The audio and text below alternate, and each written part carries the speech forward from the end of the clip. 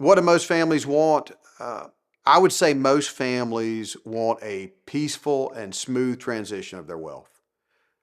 Unfortunately, most families are heading in the opposite direction of that, and they have unknowingly planned for the opposite to happen.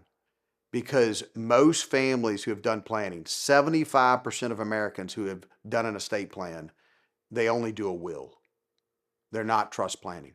A will guarantees probate. In fact, probate, it's a Latin word, it means to prove. And what are we proving? We're proving the will. This means that you're taking family matters and you're making them a public court matter. And you're inviting a judge, and in some states, a judge that may not have a law degree or a college degree. You're inviting that judge to not only determine who your executor is going to be, but also determine if your will is valid, and then supervise the whole process. This takes time, typically over a year.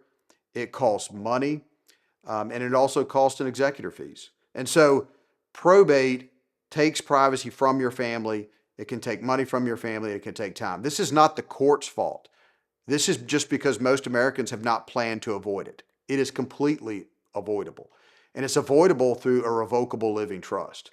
And one of the great things about a trust is it plans not just for death, but also for life. You see, really, most people know about death probate. That's one probate, but there is a second probate.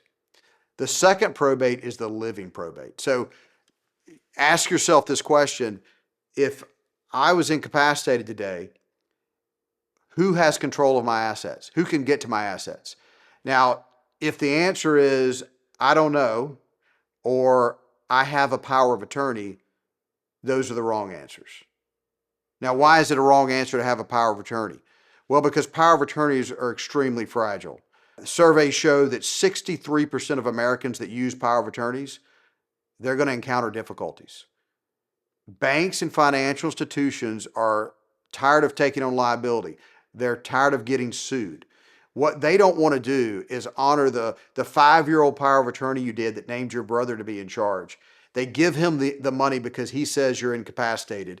They're afraid you're going to come in the next day to the bank and say, are you out of your mind? I haven't talked to my brother in 3 years. We've done 2 power of attorneys since this last one. You just honored an old power of attorney and gave my money to someone who's a gambler.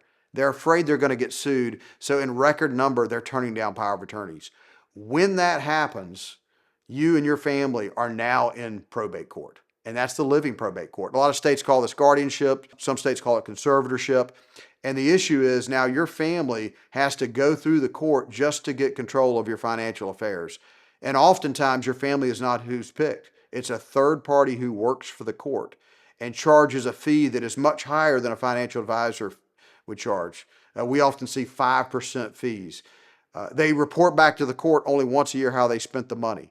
So the living probate is just as threatening to your peace and a smooth transition as the death probate. Again, if your plan involves a court process, it's time to rethink your plan.